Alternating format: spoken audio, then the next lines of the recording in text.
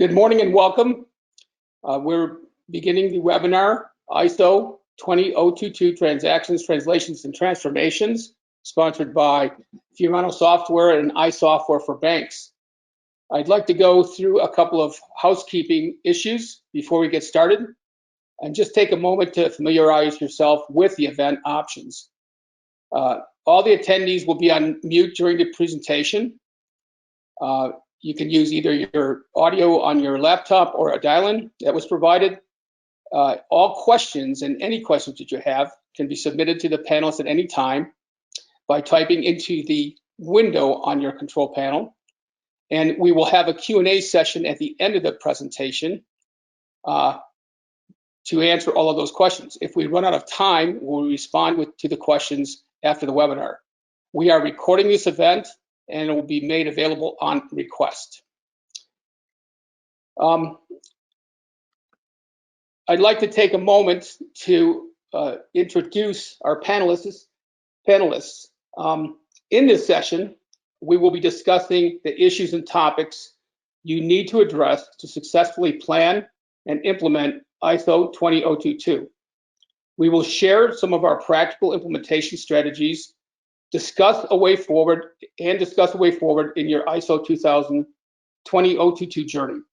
We are currently engaged with service providers and banks to prepare them for this journey. We can provide custom workshops and proof of concepts at your request. Our three panelists today are Vincent Ranieri. Vinny is a self-motivated, and Vinny is chairman and CEO of iSoftware for Banks. Vinny is a self-motivated leader and successful entrepreneur, provides a deep understanding of the banking industry framework with over 30 years of banking, business development, and regulatory compliance experience in the financial services industry. With proficiency in automation of financial, regulatory reporting, and firsthand experience of its impact on technology and operations within the financial industry, Vinny enjoys a successful career in business development, strategic planning, and implementations of a variety of financial software solutions across the globe. Our second panelist is Biju Suresh Babu. Biju is the Managing Director of Banking and Financial Services for Fiorano Software. Biju is an experienced senior executive and natural leader with over 20 years of experience in IT and digital transformation across various global locations. As Managing Director, Banking and Financial Services for Fiorano, Biju leads Fiorano's initiatives and product strategy in next generation banking, covering the areas of open banking and PSD2, Fiorano APIs, ISO 20022, composable banking, and API banking. And finally, Barry Tucker is the Chief Product Officer for iSoftware for Banks. Barry joined iSoftware for Banks in January 2018 as the Chief Product Officer and Global Head of Product Management.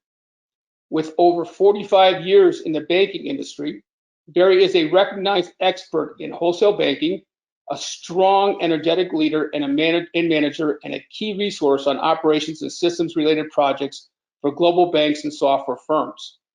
Barry is fully engaged with the banking community and with a number of clients, providing workshops and preparing them for the challenges ahead. At this time, I'd like to turn the webinar over to our panel. Vinny, would you like to get started? Sure. Thank you, Tom, for the introduction, and welcome all attendees. We'd like to start this morning with a poll. This will give us a good idea on where the banks are at this point in time. You could go in, and then we're going to actually review it together, and then we'll have some discussion around that to kick off this webinar. So it'll be there for 15 seconds.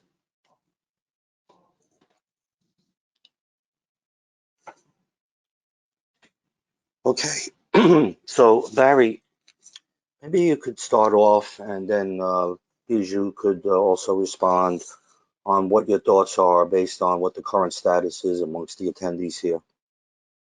It's an interesting mix here. We're for, as the results are showing, 45% of the folks, it is a work in progress. To the others, the solutions have been identified or a POC or evaluation in progress. And I guess a concern to me, just taking a look at it, is the 20% who haven't started yet. And while Swift and others have announced a pause in their, or a delay in their ISO 20022 implementation, it's not too early to get started. And I think, as you're going to see over the course of the next 50 minutes or so, some of the things that you should be concerned about, some of the things you need to take into consideration as you look to begin your implementation projects. So to those people who are a work in progress, congratulations, you've begun your journey. This journey is going to come to many, many forks in the road. And hopefully, as I say, over the next 50 minutes or so, we'll be able to help you with some of the things and some of the signposts to take a look at in that journey. Bijou? Thanks, Barry. And to begin with, I'm really, really excited to be here. These results are quite interesting. And considering that ISO 20022 adoption can be fairly complex, as we will explore over the course of the next 50 minutes, it's good to see a fair number of early starters. So Fiorano has been working with banks globally on ISO 20022 adoption. And I know today we have a fair mix of attendees from different global locations. To a large extent, we have seen more activity up to this point of time in our East and Asia Pacific markets than in, say, UK, Europe, and the Americas. But that's slowly changing. But these numbers are very, very interesting. The only thing I'm thinking about is if the percentage that have not started, if that's because of the delays that have been announced by Swift. Because as we'll explain over the coming 45, 50 minutes, even in spite of the Swift extensions or delays, there are still a number of other things that banks are going to have to do. So I guess the only point that I would suggest is start quickly, those who haven't. Vinny? Thank you, Baju. So, Barry, why don't you just give us an idea of what are some of the benefits of the ISO 20022 standard? Yeah, sure. I think you have to take a look at, really, it offers a common global language for corporates and financial institutions. It provides the ability to link messages to the business processes, and that means that they're easily and universally recognizable. Reusing components that institutions need to only map them to internal data once. This open standard helps in interoperability, enabling automated transfers and straight-through processing, really across the entire processing chain. The enriched data carried in the payment message is going to give you the ability to enhance analytics, improve compatibility across the different technology platforms, improve fraud prevention measures, and also create opportunities for collaboration. Really, the richer, more structured data increases the speed and efficiency of processing payments. That interoperability, as we talked about in harmonization, is going to make it the common language for payments data worldwide. Hopefully, it will improve your compliance. It'll increase your straight-through processing. It's going to provide new analytics and really improve the compatibility across the different platforms. Bijou, from your perspective? Thanks, Barry. So in addition to everything Barry mentioned, the way we see it, there's a very external facing view to benefits as well as internal. From an external standpoint, it's very customer facing in terms of how can a bank leverage ISO 20022 to deliver better customer propositions and overall better payment experience. And this is quite relevant considering a number of factors. So on the one hand, as a result of open banking, or PSD2, as we call it in Europe, the competitive landscape for banks is changing massively. Now, while many of the early use cases we have seen around open banking are very much around account aggregation, as an example, price comparison sites that recommend products and services to improve financial well-being. The real value of open banking is really in almost stage 2, where we're going to see the PIS or payment initiation use cases really start growing. And those are, for example, you've got things like automated account switching, or we've got new recurring variable payment APIs coming in place. And also the other thing to think about is other developments such as instant payments and request to pay, which we know are coming down the pipe. The entire banking and payments world as we know it is changing rapidly from a format that has traditionally been very batch centric, where clearing and payments took hours and sometimes days, to what will soon be a standard where payments settlement happens in seconds, right? So this is an internal view. From an external view, banks are going to, so that's again from an external standpoint. From an internal standpoint, as Barry mentioned, there are multiple benefits in terms of process optimization, right? And this is possible because of the enriched nature of ISO 20022 messages and the additional data fields that are enabled by ISO 20022. One of the simple use cases I like is around improved reconciliation and cost savings banks can gain, as an example, by including the invoice along with the invoice payment. It's a very, very simple use case, but a great example of the tremendous opportunities to reduce spend and the amount of money banks are spending on areas such as reducing payment errors, investigation costs, and reconciliations. Back to you, Vinny. Thanks, Bijou. So what do you see as the impacts of ISO 20022 implementation on the financial institutions? Barry? Yeah, banks are going to have to make significant changes to their payments applications or processes so that they can send and receive messages in the ISO 20022 format. And really, the point, and Bijou and I are going to cover this multiple times over the course of the webinar. This is a significant and complex migration. It really does affect many systems and departments. And the banks are going to need to engage with their payment and message application providers to understand the ISO 20022 design, development, and delivery schedules. They have to become familiar with the new look and feel of the new payment and message formats.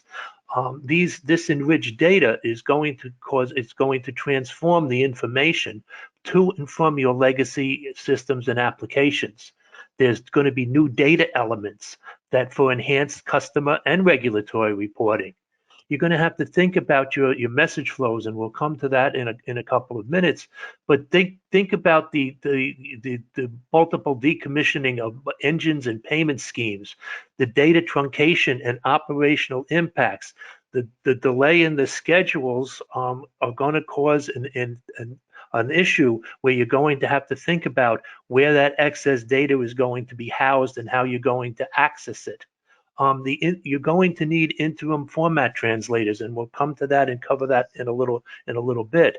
Lastly, you potentially have the addition of additional payment and message exceptions and investigations as these new data elements come into play, and as you're moving data from one piece of your internal infrastructure to other pieces. Bijou, from your point of view on a technical basis. No, I agree, Barry. So, on the one hand, while the opportunities for real digital transformation, both externally and internally, are tremendous, in reality, the nature of these rich data fields that are presented by ISO 20022, which essentially enable all these transformations, in reality, these data fields create a problem for financial institutions whose current systems are not ISO 20022 ready. So, it's a much richer message format. And Barry, like you're mentioning, typical issues we're seeing come up are around data truncation and how a bank's going to handle all these new data fields in systems that are basically designed to not cater to them at all. So data fidelity becomes an absolutely critical thing that banks should be thinking about as ISO 20022 messages get stepped down, processed and processed across your systems. testing takes on a lot of relevance, because remember, everything you do now from an ISO 20222 standpoint is going to lend itself to all new changes that are happening around areas like instant payments also. And then from an operational impact standpoint, you've got to think about other things like coexistence of messages. You're gonna have a fairly elongated time frame where you've got old messages running with you. And then you've got impact on exception handling and processes related to something as simple as investigations. All of these are going to change. So I think the point is impact is going to be fairly significant. Please start quickly and make sure you're covering everything as completely as possible. So Bijou, based on that, what factors need to be considered in a bank's assessment of their ISO 20022 migration strategy? So I think the first point is to realize the fact that ISO 20022 adoption is way more than a typical IT project or a typical compliance project. And this is something that banks who have started their ISO 20022 journeys early on are actually fast realizing. So the diagram on screen is actually from Deutsche Bank, and it shows the typical impact of ISO 20022 across a bank systems.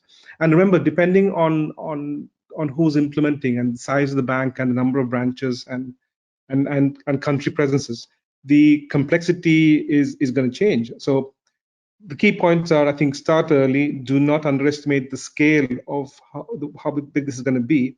And also, on the other hand, think about what your approach is going to be. Are you just going to comply, or are you really going to use the ISO 20022 message format as an opportunity for digital transformation?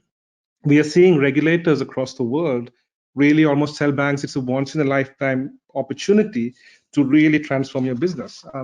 Traditionally, digital transformation has taken the format of fairly straightforward CRM modifications or digitization. I think ISO 20022 changes all that in a fairly big way. I think the last point I want to add is the fact that if you're a traditional bank, and if your existing landscape has been impacted by open banking, which in reality, we know open banking, whether it's regulation or not, is affecting most of the world right now.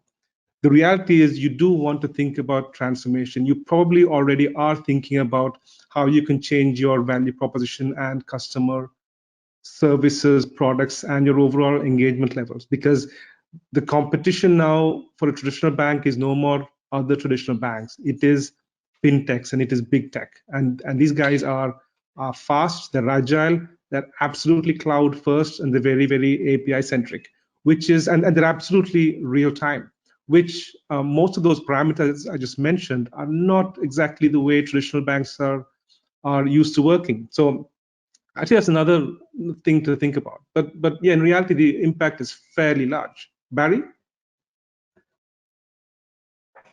Yes, thank you, Bijou. I think the point here, and to bring home, it's not just another IT project. I mean, the bank's assessment should include the analysis of potential options to support the new implementation strategy, including the risk mitigation strategies to reduce risks associated with the same-day implementation and the move to ISO 20022.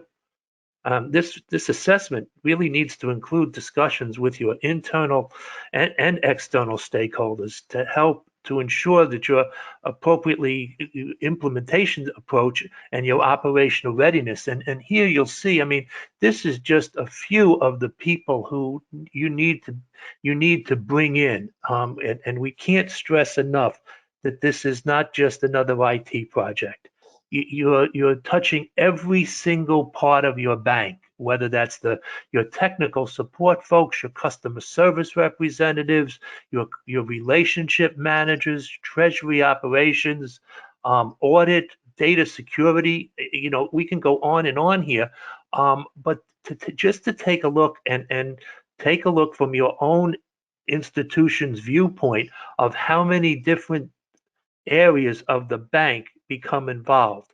And lastly, please do not overlook your external application vendors. Many of you use third-party providers. Many of you use very, very well-known application providers in this space, and understand their delivery and implementation time frame, because this is going to impact your projects and your operational readiness and your quality assurance and testing strategies. So it is something to take a look at. Going forward, you need to be able to, how do you get your bank ready for ISO 20022? And one of the key areas here is to understand your current workflows and touch points. And whether that's on the incoming side or on the outgoing side, you need to be ready. And what we've done is put up just a couple of, possible workflows for you to take a look at, and again come back to assessing the impact and the implication of being able to understand what's happening with the ISO 20022. If you take a look from an outgoing workflow standpoint, and these are just models, okay? We may not be touching everything. For all of the years I've been in banking, I've always said all banks do the same thing and nobody does it the same way. So this is just a example of a workflow. You're going to take payment instructions from many and very different sources, and these represent payments that are leaving your financial institution. And if you take a look at the legend on the left-hand side, everywhere you see the little operator is where an operator can come in and be an operator touch point. And whether it's a validation service or an enrichment service or what have you. So really, if you take a look, these instructions coming in, these are all going to change. Your parsing and validation is going to be different. Your enrichment is going to be different. Potentially new routing. Certainly your OFAC check. Here again, you're dealing with, in most cases, with a third-party vendor service provider. This enriched data format is going to impact their potentially input, their throughput, their ability to digest all of this new information.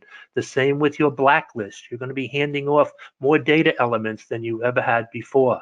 Your warehouse is going to have to be able to take on these expanded messages multiple times. Fees and charges, the balance check limits, your liquidity service, your submitter service. Here again now, you're going to take that data that's coming in. You've already parsed it, you've validated it, enriched it, and now it's time to be able to translate that data and get it ready to go out the door. And whether that's to the Federal Reserve or whether that's creating another SWIFT message going out the door. Similarly, with your incoming workflows, you're going to have the same issues. Now, here's an example, a model workflow of items coming in from either the Federal Reserve or SWIFT. And again, parsing is going to be different. Validation is going to be different. The other thing is to understand that there may be potential for the need for interim mapping services depending upon the final schedules. SWIFT is out to 2022 now. Fed and CHIPS are still looking at when they're going to be able to bring things into line here in the United States. So again, your parsing and validation services will be different. Your enrichment services, we talked about the OFAC, blacklist. Your cover and pay matching algorithms may change. Your advice to receive algorithms may change. And then obviously your ability to send out an advice. And one of the great benefits of the new enriched data service with ISO 20022 is you're not only getting the payments data, you're also getting the underlying transaction information. You have to be able to store that, report on it, and also give the customers the enriched data to help them, as Bijou talked about before, with their reconciliation processes. Lastly, and I should have covered this in both of the workflows, the impact on your customer service organization. These people are going to be dealing with potentially new data elements that they've never seen before. That's going to give you additional query capabilities that you've never had before. And this is also going to allow for an enriched customer experience. So moving on. Bijou, a typical adoption checklist that, from your perspective, what should a bank be looking at? Yeah, thanks, Barry. And this is an interesting point. So obviously, one of the approaches to ISO 222 adoption, and some people obviously talk about replacing your systems to be ISO 222 native. Now, while that sounds really cool, as we all know, in reality, swapping out systems that work with something new is time-consuming, complex, and most likely very, very expensive. So many organizations are looking at economical ways to be able to introduce ISO 222 into their environments fairly efficiently and in a format that's not very disruptive.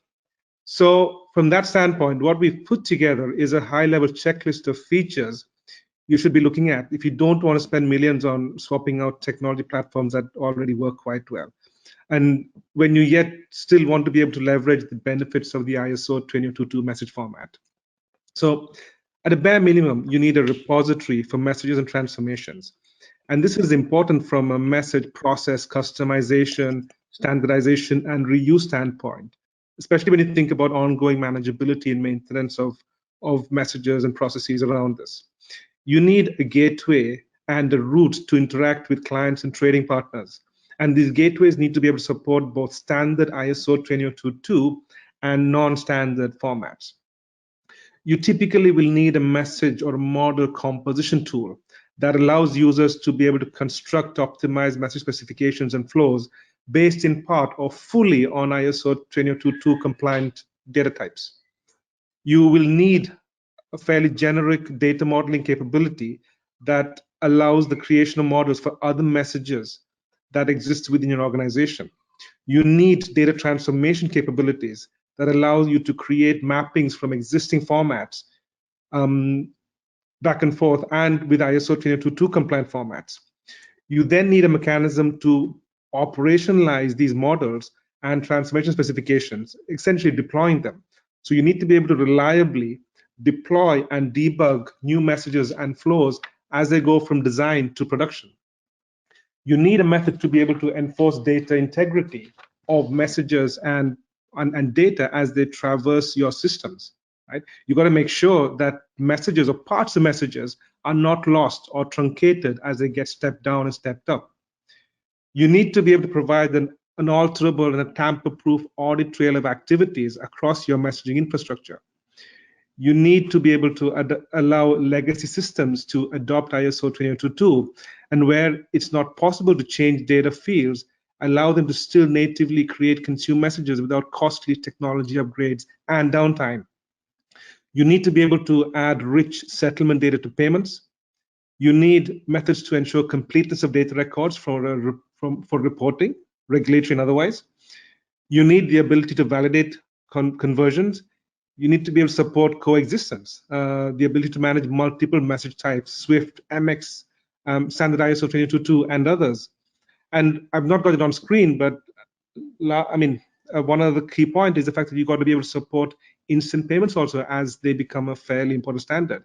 There's probably more to think about, but what we've listed, and I'm hoping this is going to be useful, is some of the absolutely key elements from experiences we're seeing. Back to you, Vinny. So, Bijou, is ISO 22 purely a compliance project, or is there more to this? So that's a really good question, Vinny. So like I mentioned, we've been working in this space for a little more than a year now. And broadly, we're seeing two categories of approaches to ISO 222 adoption. So on the one hand, there's a very tactical approach. And I realize the screen's still a bit blank. Tom, I think you need to hit enter if Tom's got control. Thank you. So on the one hand, we're seeing a very tactical approach, which really is looking at how do I comply and get this over with quickly. Right? And that's about helping a bank adapt its existing systems to be ISO 222 ready and taking care of data truncation issues through step ups, step downs, etc., and managing data fidelity properly. This approach is very much centered around bolt-on tools and interfaces for message translations, so MX to MT and back to MX, across multiple channels and at the lowest possible cost and impact. The other approach we're seeing is a more strategic approach, where banks are looking at ISO 20022 as an opportunity to redefine their value propositions and offer better and more sticky products and services to customers. This is a more architectural approach to transformation and involves introducing technology such as Fiorano's hybrid integration platform to support areas that are high on the priority list of analysts like Gartner around what is being termed the composable enterprise. What this means from an architecture standpoint is that banks incorporating ISO 20022 native data models at the core are able to introduce capabilities such as composability to deliver real service transformation without having to spend millions on replacing the systems that already work well. This is a more microservices and cloud-centric approach to core technology architectures, which does not trigger banks or does not force banks to have to move everything to the cloud immediately. And I know Vinny's got a survey coming up, but we'll probably cover that in a little more detail in one of our subsequent slides. Okay, thank you, Bijou. So we have a next polling question, just to get an idea of what is your current timeline for ISO 20022 implementation and adoption, and then we'll discuss that also at the results of this.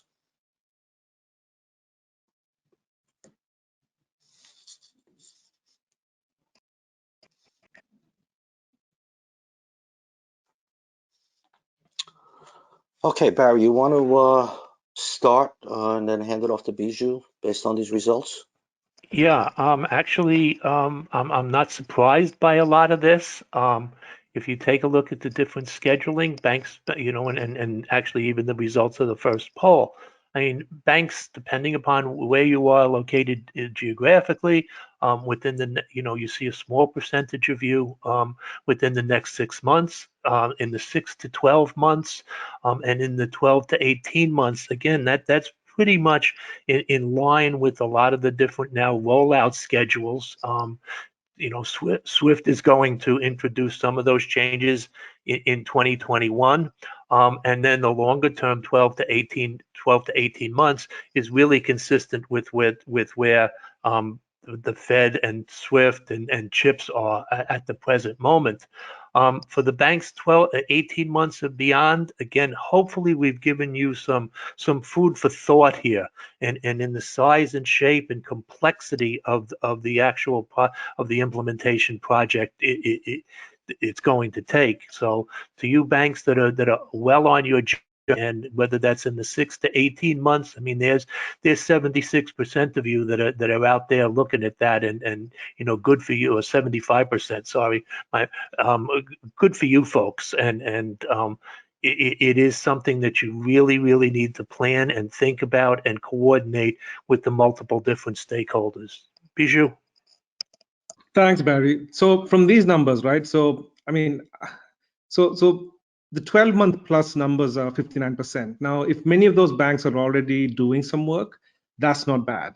But if this is reflective of timelines to even start your project, then I'd be slightly worried. I don't know how much of this impact or of these timelines are a reflection of Swift's announcements to delay their own timelines for CBPR Plus or ISO 20022 adoption into the Swift format.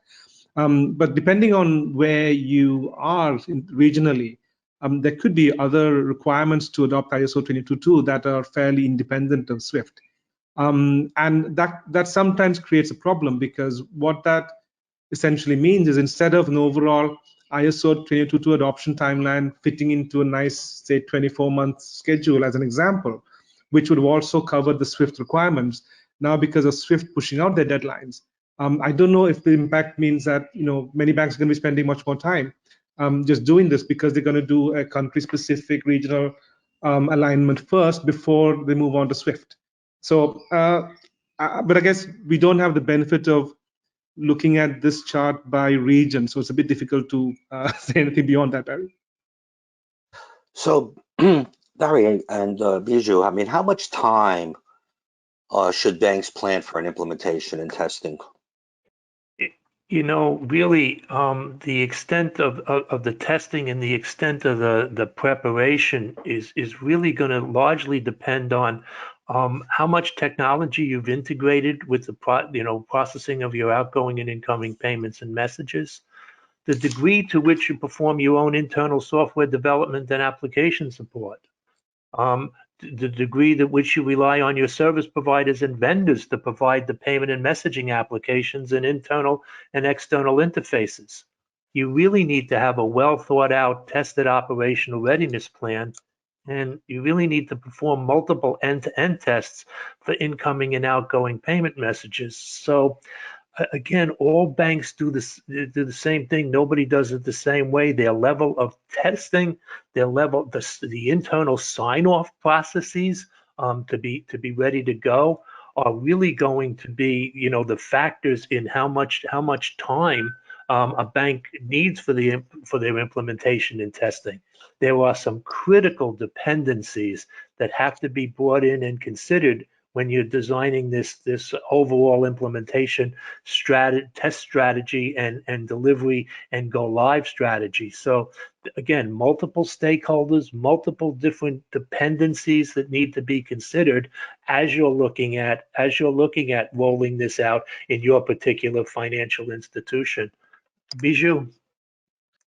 No, absolutely. I absolutely agree with what Barry said. A lot of this depends on the bank. So depending on the number of branches, countries, all that has a big bearing. From a timeline standpoint, where Fiorano fits in is really helping with translations and adoption. And typically from a Fiorano standpoint, we've got projects which we've done in weeks, and sometimes when it's much larger, it goes into months. Right now, obviously, this does not take into consideration the extent of testing that banks would do after our piece is done, but it absolutely depends on the size, nature, complexity, and regional distribution of banks. And then also consider that when you start looking at investigations and process optimization, quite a few banks start with just looking at happy journeys, and then when you start looking at the way ISO gets implemented, quite often you look at that as a way to start optimizing existing processes also. And in which case, obviously straightforward implementation times get pushed out. So Bijou, based on that, I see the slide is up. I mean, how does Fiorano tools help the banks? Thanks, Vinny. So where our technology really is relevant is for those banks who do not want to rip out and replace existing systems, and are looking to introduce ISO 20022 across their technology estate in an efficient manner without spending millions of pounds, dollars, euros, whatever that is. Okay. So what we have is a fast to implement and comparatively economical technology platform that supports both approaches to ISO adoption that we outlined earlier, that is tactical and strategic. This is possible only because of the very agile and transformative capabilities of the Fiorano toolset, of which the key highlights are on my screen right now.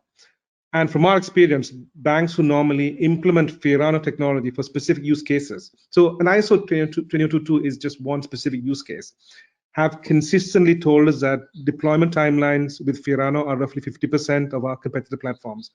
And that translates to a fairly equivalent saving in costs also. Like I mentioned earlier, we are working with banks globally around various transformation and digitization projects along with our partners, such as yourselves, Vinny and Barry.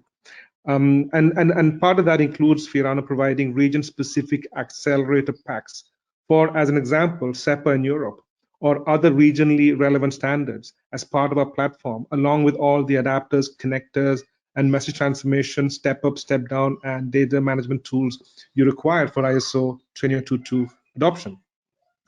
One thing I'd like to add is that we are typically able to deliver transformations in half the time. And I won't say half, but significantly lower cost because of specific features of our platform, such as the visual and codeless environment for design, deployment, and debugging, which sounds like a nice thing to put up on a slide, but in reality, when you start deploying these new payment messages, and if things go wrong, you need to be able to debug easily. And our tool sets have demonstrated time and again how we can achieve this very, very rapidly.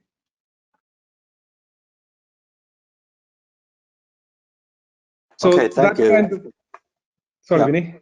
No, you're going to go on to the next. Yeah, so this is something I wanted to cover today. So So when we think about, what does the future look like from a banking and payment standpoint, what I presented here is, to a certain extent, an architecture for growth, right? So we've spoken many times about the great opportunities around ISO 20022 today, and what I'm sharing on my screen is essentially our point of view on what your architecture can look like as you adapt to this new changing world. So what you see is a very microservices-centric architecture for banking, which is very focused on growth. And it kind of nicely sits at the intersection we are seeing now between what has traditionally been managed independently as core banking systems and payment systems, which now, with all these new changes that open banking and PSD2 and instant payments are introducing, is getting to a large extent mixed up. So this architecture model on screen is quite in step with Gartner's definitions for what they call a composable enterprise. And if you follow the analysts closely, it's something we are seeing increasingly being seen as required in large enterprises with legacy environments. And to be fair, it's true even outside of banking. It is not a banking specific requirement. But the architecture model actually allows enterprises to be able to leverage existing legacy batch process centric systems, A, to the cloud and API world, and B, to be real time and to support real time requests that are coming in. And this is absolutely relevant when you think about new requirements like instant payments and request to pay that need to be complied with. So from an architecture standpoint, this is not just about meeting ISO 20022 requirements today, but it's also about tomorrow. Again, from an architecture standpoint, while the model is very ISO 20022 centric, and while you can see traditional banking microservices on the left of the diagram and ISO 20022 or payments related services on the right, in reality, our HIP kind of unifies these very nicely across the enterprise. And in addition to ISO 20022 adoption, this kind of architecture supports real-time processing and coexistence of message formats and modernization of payment journeys. So one last point I'd like to make is regarding Swift GPI and the November 2020 deadline around universal confirmations. So while the Swift timelines for ISO 20022 have been pushed out for a while now, there is still the November 20 deadline that needs to be complied with. And out of the box, I know we haven't officially announced this, and we will be very soon, but essentially all existing Fiorano customers will get access to universal confirmations, literally off the boat. Out of the box, our framework supports all the Swift approved methods for confirmations, including MT199, APIs, XML, and batch CSV uploads. And these kind of go hand in hand very, very nicely with the Swift manual tracker. That's it from me, I think, for now. Vinny? Yep. So we have, before we get to the questions, which we have quite a few, what are the next steps banks should be thinking about? Barry, you want to start off? Yeah, I mean, as we've talked about, a couple of times, it really is going to take a well thought out project plan and participations across all of your different departments. And hopefully we've given you, some idea of the level of complexity, the level of integration, the level of harmonization. You really need to take a look and evaluate your current state, understand the limitations, understand the impacts of what's about to happen, and really have a clearly defined target operating model that you're going to try to achieve in your end state ISO 20022 migration. You're going to have to, in working in your project plan, determine and agree on your operational readiness and criteria. And this is, again, going to take multiple different stakeholders, multiple different iterations, multiple different conversations with your internal vendors and your external internal departments, external vendors, external application providers. And really, when you agree on that operational readiness criteria, really have a testing and validation strategy that's signed off by all of the different stakeholders, all of the different interested parties. From a technology point of view, I'll turn to my colleague Bijou here. Thank you, Barry. So I think the only thing I want to add is, from a technology deployment standpoint, we are beginning to engage with banks globally through our partners around technology proof of concepts to demonstrate how ISO 222 adoption tools and our framework and our adapters connectors can actually fit into existing systems. So essentially technology POCs. So what I'm trying to say is that we'd be very keen to participate. We already are doing POCs in multiple countries. So like I said, on the one hand, please start early. The sooner you start, the better.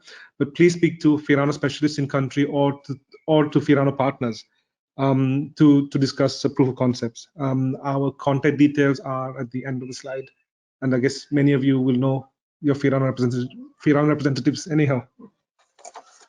Thanks, Biju. So to get to the audience questions, and like I said, there's quite a bit of them. We'll start with the first one, and I'm going to make this a compound question because there's two questions around this. Does the size of financial institutions matter when implementing ISO 20022? And how does that affect a non-financial institution user? Do they have to comply as well? Yeah, I'll start with that, Vinny, if I may. And let me address the first part of it. Does the size matter? Yes, it does. Okay. Banks are not equally prepared or equipped to manage this substantial project. There are technical challenges, as we've talked about, and to reiterate, migration mapping, changes to legacy systems, changing architecture for the banks, and quite frankly, the corporates. It's part of your second question or a piece of the question. And particularly for regional banks, the business challenges mean that the decisions have to be made about approaching this change as a compliance mandate or a business opportunity. Mid-sized banks, they need to reevaluate their correspondent banking processes and just to take a look at, because these will change as a result of the migration processes and the way that you deliver and receive messages.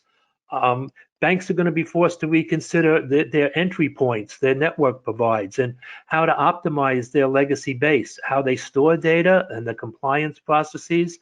And this is a tall order for some of the smaller banks. And, you know, we've touched on this a little bit. And while the extension for SWIFT's migration deadline may provide some reprieve for banks implementing their strategies, this is something that is a tall order for the smaller banks. Smaller institutions will be challenged to leverage their smaller talent, financial and infrastructure and resources to reap the benefits.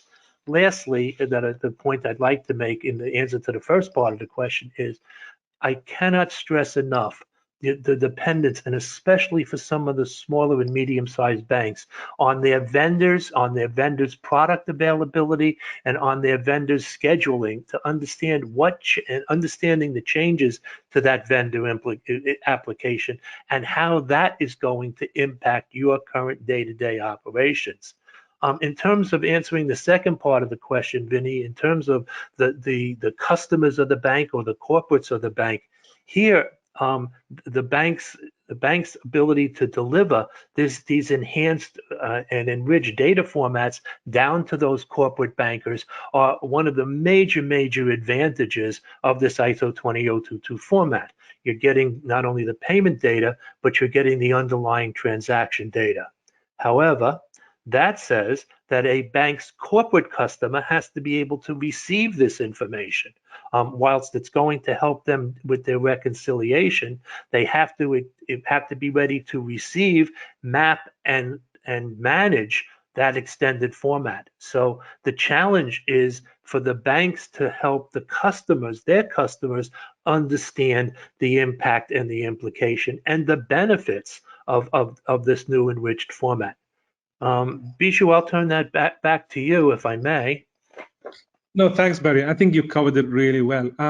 Just to add, I'd say in addition to the points Barry mentioned, is the fact that irrespective of size, if you're accepting payments, you will still need to comply. So unfortunately, it is sometimes more difficult for some than others. But the impact of ISO 20022 is considerably broad-reaching. Thanks, Biju. Yeah, another question that is here from the audience is, what's the panel's opinion as to how far FIs are now prepared to go in terms of moving to more digitally transformative offerings architecture? So maybe I can start off with that. So it's really interesting, right? So over the last, I'd say, 6 months, the number of new conversations we are having with traditional banks wanting to start digital only versions it's increased manifold. And to a large extent, that's been purely driven by competition in the fintech space from new banks, which have no legacy problems to deal with. So depending on the country you're looking at, normally Fiorana has multiple conversations or deployments active. Quite often working alongside core banking technology partners, right, to deploy a microservices centric architecture that is absolutely key to 100% of pure digital experiences. Barry? No, I would absolutely agree with that. I think you've stated it exactly right.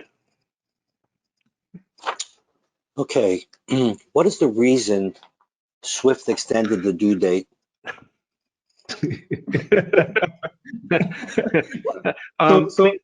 Please call your SWIFT representative.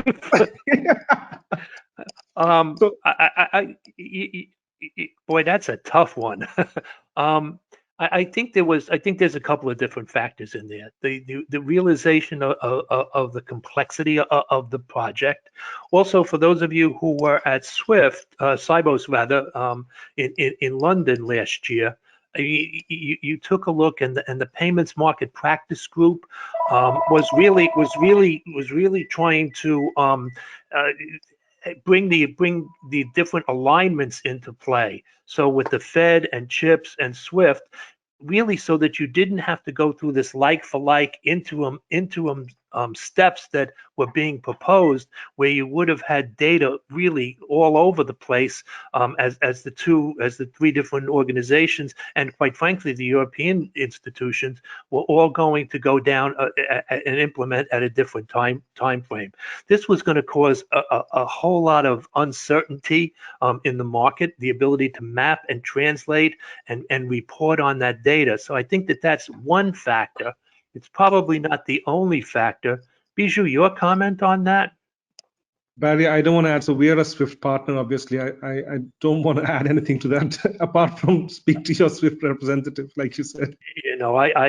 We are also SWIFT partners. So this is Barry's opinion. Okay, so just like the Federal Reserve, this is the opinion of Barry Tooker and not the opinion of SWIFT. Barry, if you could add to that, I mean, how would that affect the overall market readiness? Well, I think here again, you have to be careful. Okay, the one thing I would say is, please don't take this as a pause in your development or in your vendor's development. You need to understand what they're doing and what their implementation schedules are. The fact that there's a pause shouldn't mean that you shouldn't take your foot off that you should take your foot off the accelerator. Quite frankly, it's the opposite. You should continue and take advantage of that to really work out your implementation strategy, your risk mitigation strategy, your operational readiness strategy. So I think the last thing that you should do is take your foot off the accelerator. Bijou? Yeah, no, I agree. And personally speaking, I think I would have preferred if there were no delays announced, because I think to a certain extent it's created a bit of confusion in the market, and I think some FIs have been left with the opinion where they think it's okay to not do anything for now. But as we've highlighted, multiple times, Barry's mentioned this also, you can't take your foot off the pedal. I mean, there's a whole lot of things to do, and from an ISO 20022 standpoint, it's not just SWIFT CBPR. Right? There are a number of other things to do, including a SWIFT deadline coming up in November this year. So please don't let that pause.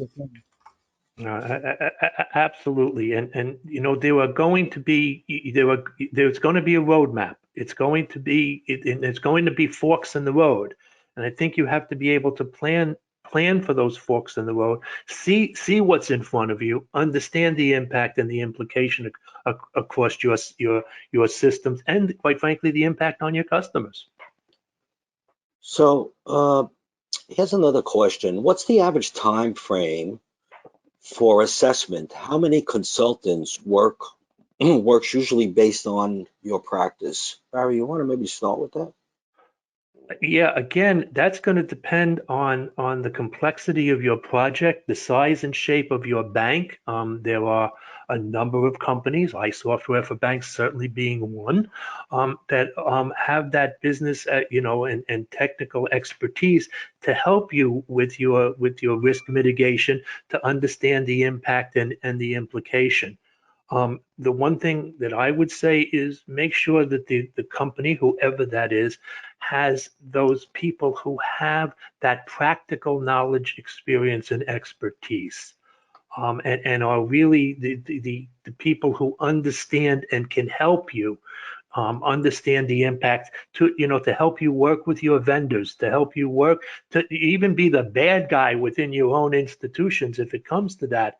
But I think that you need, it's never more apparent in this particular case that you need industry knowledgeable people who can help you navigate understand the impacts and the implications. I can't stress that enough. Bijou, from your perspective. I agree, Barry. I think from what we're seeing, we've seen teams to do the initial assessment, which is what the question was about, range from small teams in small banks that are 2-3 people who do an initial SWIFT audit and gap assessment and then define the target state, to in the case of large banks spanning multiple countries, much significantly larger, quite often crossing 2 digits, not crossing, sorry, in the 2 digits. But yeah, I hope that helps. Bijou, Swift is introducing an embedded translator. How does Fiorano ISO 20022 solution fit in with this? Vinny, that's a really good question, and it's something that we've been asked quite a lot. So as I mentioned earlier, Fiorano partners with Swift. So on the one hand, we are actually in active discussions to look at the feasibility and the value of including the embedded translator toolset into Fiorano itself. So that's something we're looking at.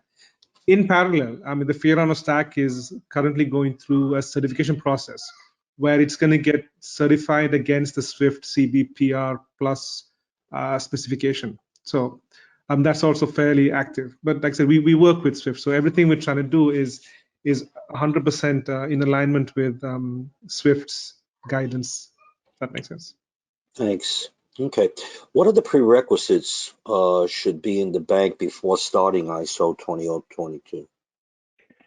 I think to go back to some of the things that we actually talked about before, right? I think it's understanding all of the touch points in your current processing flow, whether that's inbound or outbound. Understanding, all of the different touch points, not in your workflows, the different applications that it touches, the different departments that it touches, and really having a real good understanding, again, because of understanding those workflows, and therefore, helping in your ability to assess the impact and the implication, and quite frankly, the size and scope of the project. Bijou? I think the only thing I'd add to that is, like I mentioned earlier, start your POCs early, right? Identify the touch points and start your technology POCs, because the sooner you do that, the sooner you'll be able to think beyond, you'll know about any limitations and think beyond them. Okay, there's another question. Can UC and GPI and ISO 20022 be carried out phase-wise, and will phase-wise approach be convenient for banks? I think that's a really good question. So I don't know if you caught this, but one of the things I mentioned on the architecture slide was something we are providing to existing customers in terms of almost like a phase 1 readiness to universal confirmations. That is part of the whole GPI format, and then GPI.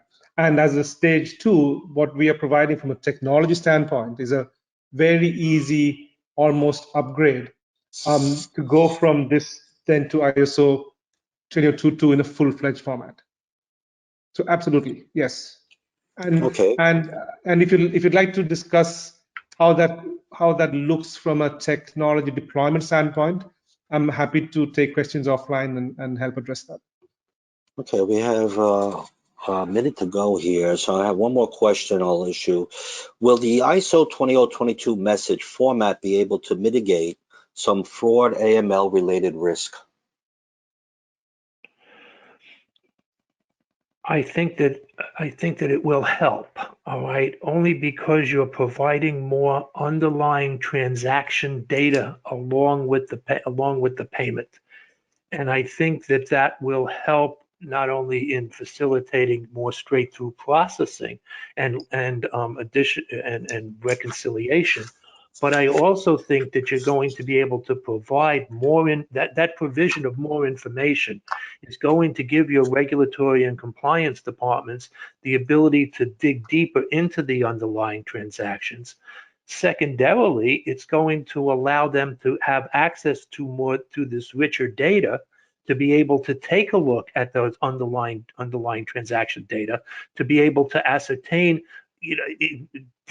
more deeply than they can today, whether these are any kind of fraudulent transactions. So it's kind of a long way around, but I think it's going to be a benefit in that it'll help the departments with a deeper and richer understanding of the underlying payment, but it'll also give them the tools they need to be able to assess possible fraud situations. I agree with Barry. I don't have much to add to that. Okay, well, at this point then, thank you, Barry and Bijou, for all this information and answering these questions. I'll turn it now back over to Tom. Thank you, Vinny.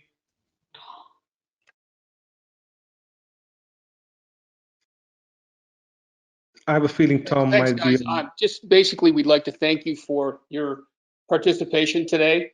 If you have any questions or need to get in touch with us, we have all the contact information here on the screen, or through our corporate or iSoftware for Bank corporate numbers as well. We will have this available as a recording on our website. If you're interested in getting the slides, please let us know. And again, we appreciate your attendance and we look forward to working with you in the future. Thanks very much.